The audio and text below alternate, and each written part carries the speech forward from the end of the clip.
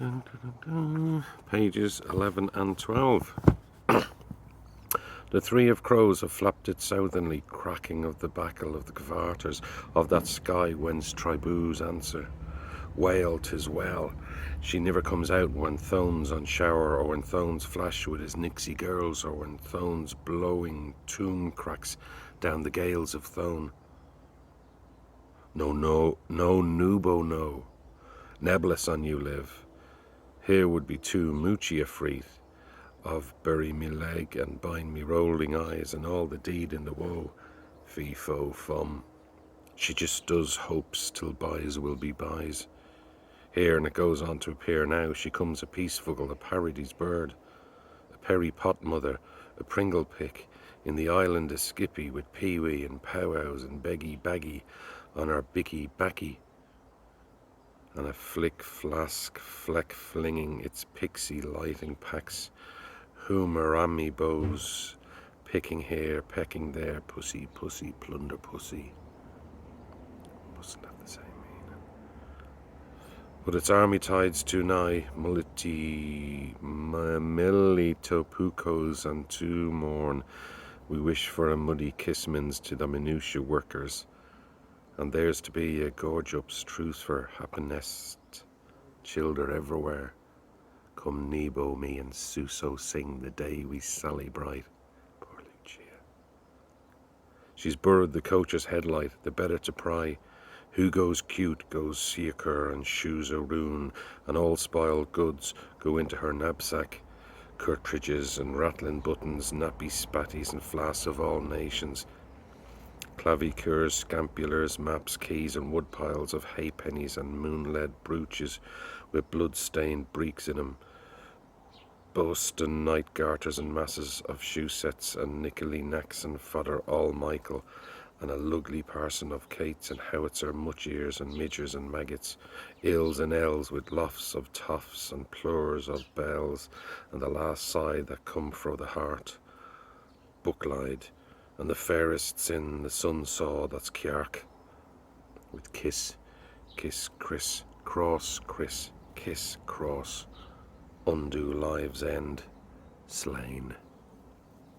How beautiful and how true to wife of her, when strangely forbidden to steal our historic presence from the past, post-propheticals, so as to will make us all lordy heirs and lady maidises of a pretty nice kettle of fruit. She is living in our midst of debt and laughing through all plores for us. Her birth is uncontrollable, with a naper on for her mask and her sabots kicking arias. So sair, so sorry. If yous ask me and I sack you, ho, gricks may rise and trousers fall, there being two sights forever a picture. For in the byways of high improvidence, that's what makes life worth leaving, and the world's a cell for sitters to sit in. Let young women run away with the story, and let young men talk smooth behind the butler's back. She knows her night's duty while Luntum sleeps. Did you save any tin, says he. Did I what? With a grin, says she. And we all like Mary Dan because she is mercenary, though the length of the land lies under liquidation. Flute. And there's ne'er a hair brown or an eye bush on this glabrous face of her shuft. Vatervelter, she's Lona Vester and Hiresome Pete, and sarch the shores her cockles to heat, and she'll do all a turf woman can to piff the business on. Paff. The puff the blazing is on, puff, puff. And even if Humpty shall fall frumpty times is awkward again, in the beard's boozaloom of all our grand remonstrances, there'll be eggs for the breckers come to morning 'em, sunny side up with care. So true it is that there wears a turnover, the tay is wet too, and when you think you catch sight of a hind, make sure but you're cocked by a hen. Then as she is on her behaviour a job of quain and spandy, frutting for firstlings and taking her tithe, we may take our review of the two mounds to see nothing of the himples.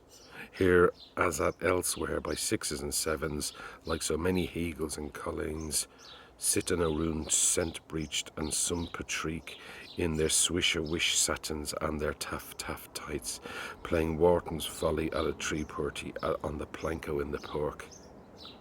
Stand up, Mickos, make straight for Minners, by order, Nicholas Proud. We may see and hear nothing if we choose of the short-legged Bergens of Cork Hill, or the Bergamoors of Arbor Hill, or the Berga Gambles of Summerhill, or the Bergen Shelleys of Misery Hill, or the country-bossed Bergones of Constitution Hill, though every crowd has its several tones, and every trade has its clever mechanics, and each harmonical has a point of its own. Olaf's on the rise, and Ivor's on the lift, and Citric's place between them. But all they are all there scraping along to sneeze out a likelihood that will solve and salve life's robulus rebus, hopping round his middle like kippers on a griddle. Oh, as he lays dormant from the macroborg of Holdhart to the microberg of Pied de Poudre. Behold this.